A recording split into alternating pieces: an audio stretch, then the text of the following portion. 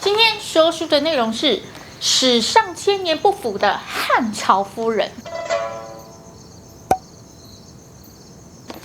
相信大家都看过埃及的木乃伊，普遍被认为是古老时期防腐技术最先进。但你有真正看过比号称可以复活的木乃伊还要完整的遗骸吗？不仅皮肤保有弹性，关节仍可灵活弯曲，甚至内脏完整可变，这就是著名的长沙马王堆汉墓考古事件。1971年的文革时期，地下军事工程中发现了神秘的喷火现象，位于2个小山丘连接的土堆，当地人都称它为马王堆。现在还能看到当时的防空洞。这一天，一支工兵小分队呢被派到了现场。一开始，这个喷火的现象，他们还以为是挖到了地下军火油料库哦。到底是什么还在马王堆底下呢？怎么会喷出吓人的鬼火呢？有的人猜测，会不会有可能是大自然中的沼气？传说有许多的盗墓者就曾在这里的鬼火瞬间燃烧而丧命啊！这里的墓被称为火坑墓，但是这样的传说都只传于盗墓者之间，所以有人认为这会不会是盗墓者为了哪一些目的才刻意编造出来的故事呢？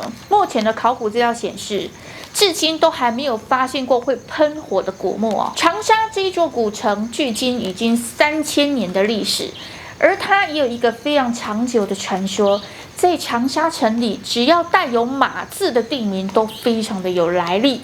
而这些名字有可能和1000多年前的五代时期一位叫马殷的人有关。五代时期，群雄割据，马殷占据着楚地，以长沙为中心，在他统治长达50多年里，非常注重民生，是一个非常难得富裕安定的地方，所以呢，被人家称为马王。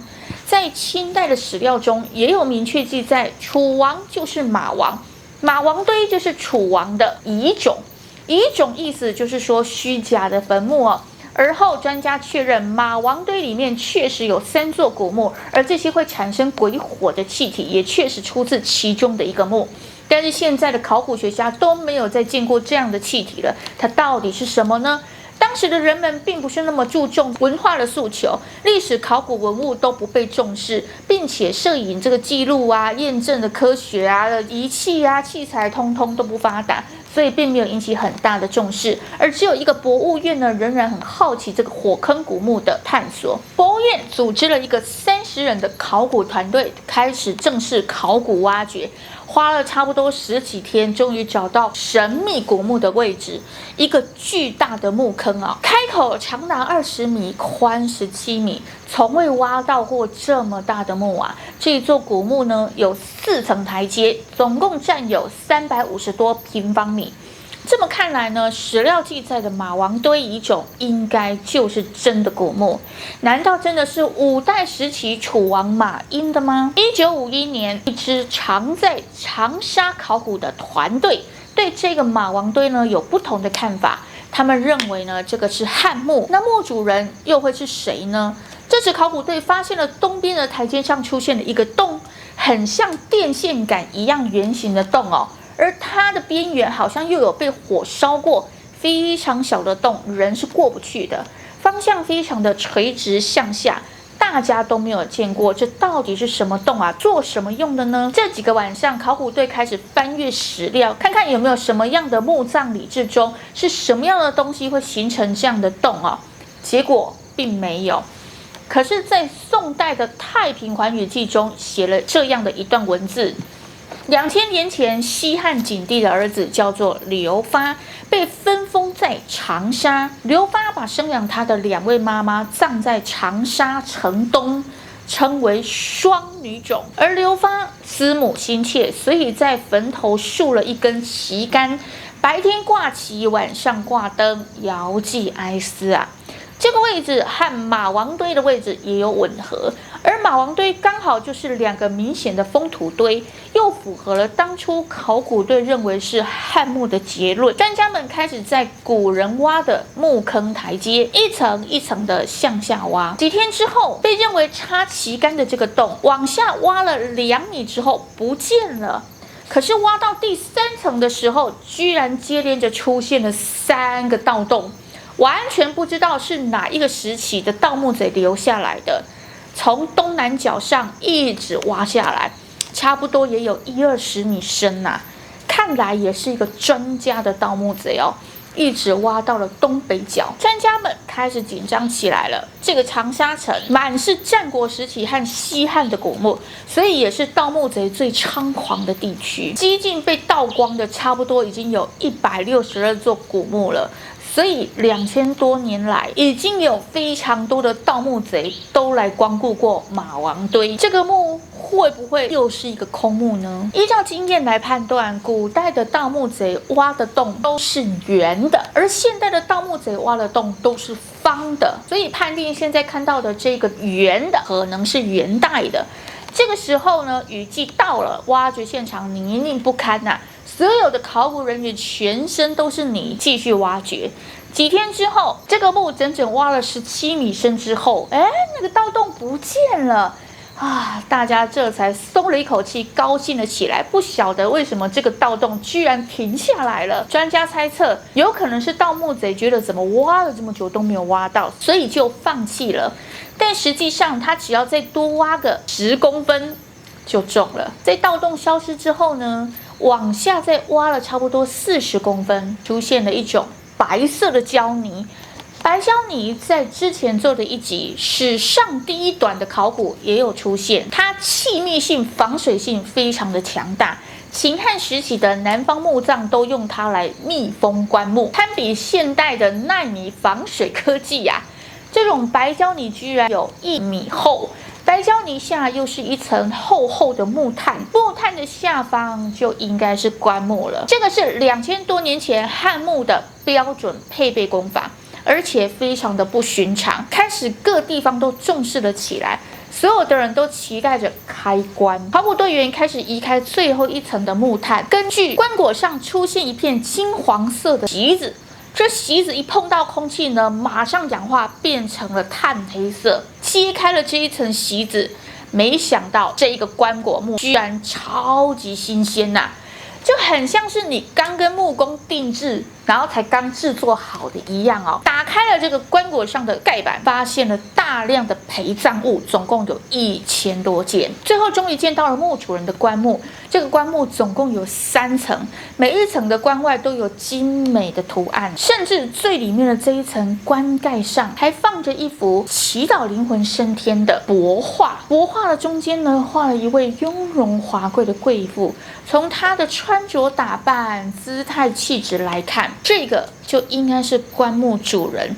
棺木还没有打开之前，一位记者凑上前来开了一个玩笑，他说：“哎呀，难道这里面真的会有人啊？”考古人员却回答说：“啊，你真是个外行人啊！这顶多也可能就只剩下一些骨头啊、残渣啊之类的，而且这还算好的了。”会这么说的原因，就是因为马王堆汉墓它处于潮湿的长沙，天无3日晴，又如此潮湿的情况下，不可能会有干尸吧？而且下葬之后呢，遇到水、细菌的产生，一定会很快的就被分解。更何况它已经经过了2000多年的时间了。晚上，棺木终于掉出了墓坑，运回了博物馆，大家都累坏了，所以打算明天再进行开棺。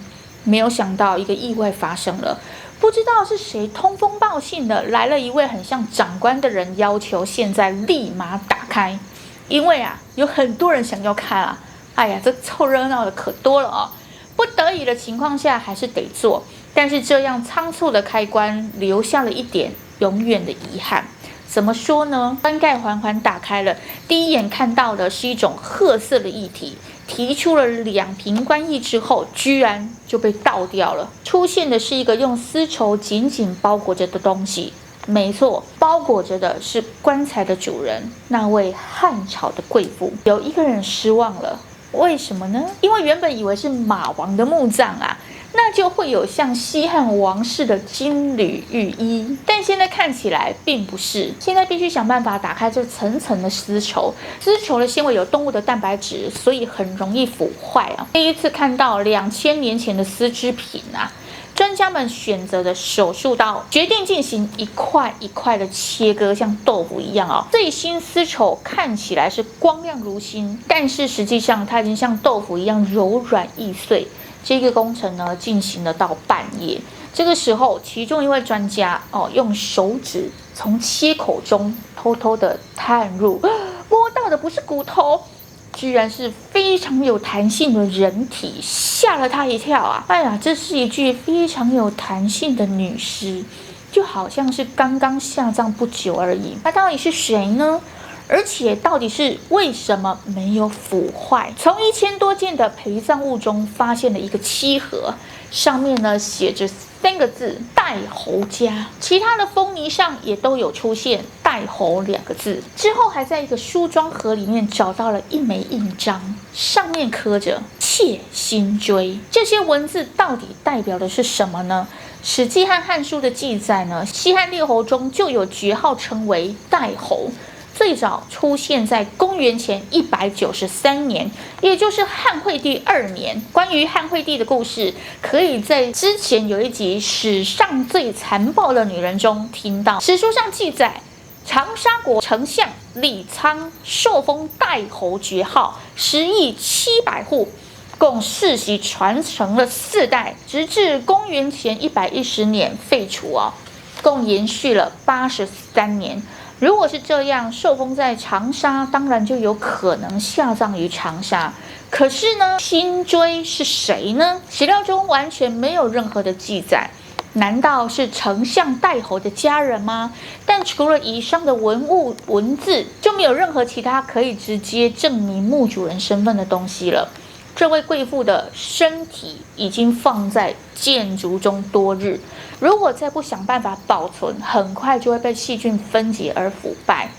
这个时候呢，负责的考古队员到处开始寻求帮助但在这个年代的科技仪器都不发达，各地方研究所都没有任何经验，只能到处碰壁失败。这时候呢，他的办公室来了一个人，一位来自医学院的讲师，但是他的目的是呢，想要找一些样本作为教学使用考古队员这个头脑一转对，那干脆马上告诉了他保存古尸的这个问题。几天后，医学院的讲师带着几名的同事来到了博物馆，大家都惊呆了。关节能灵活活动，肌肉还非常的有弹性，就算是现代的防腐药水都达不到这样的保存程度。虽然外面保存的非常完整，但通常内脏是最容易腐败的。没有想到打开之后，所有的内脏也都保存得非常的完整专家们表示，考古的过程都没有看到任何一点水分，但开棺的时候所看到的那些褐色液体里面，居然还有丰富的氨基酸以外，还有乙醇乙酸汞沉积物都有。这些东西都是杀菌的物质，就比如乙醇，这是专门杀菌药物的酒精。但又有专家认为，这些水分有可能就是来自于人体的蛋白质分解，人体70%都是水分嘛。细胞分解之后，由于棺内密封程度非常良好，导致所有分解的细菌缺氧，所以才无法进行分解。可是至今都没有真正研究出到底为什么2000年前就有这么神奇的防腐科技1972年考古报告2号墓的结果出炉了。史书记载，有一位戴侯曾经出任过汉景帝的太常。关于汉景帝的故事，可以在第1集左右帝王家的谋士听到。太常的工作是掌管皇家祭祀和葬礼的，可惜的是2号墓已经被盗光了，主棺里面也什么都没有了，无法成为新的研究防腐方向。这个时候又下大雨了，只好放弃传统的考古挖掘，而是将全部的淤泥通通带回了博物馆，用铁筛还有水进行清理。几天之后，有了新的发现，出现了3方官印，分别刻着戴侯之印、长沙丞相、立苍。没错，2号墓的主人果然就是史书上所说的那一位第1代戴侯立苍，而会喷火的古墓主人就是立苍的夫人辛追。所有的谜团全部解开了。